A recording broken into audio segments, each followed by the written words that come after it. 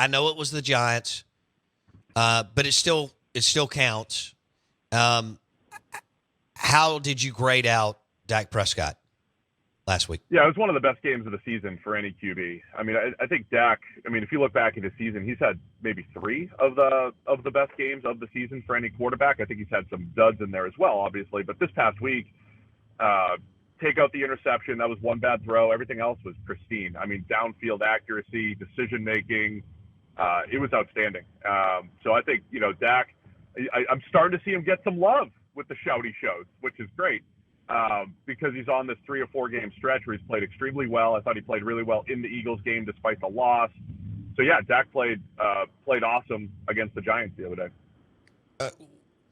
And when you look at Prescott and the Cowboys, they got Brandon Cooks involved, and you and I have been talking about that the last few weeks. How impactful could that be down the stretch as they're trying to, jockey for a playoff spot? I felt like I didn't have a good answer last week, right? When we were talking about why has Brandon Cooks not been involved? Like, I don't know. And then he goes out there and has over half of his receiving yards for the season in one game against the Giants, showing that Brandon Cooks can still play. I mean, Giants are not.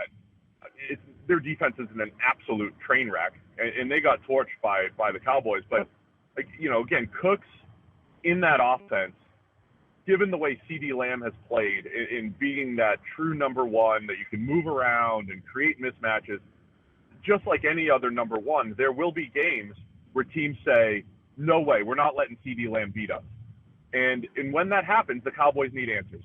And, Nick Ferguson's been a nice option in the middle of the field as a tight end.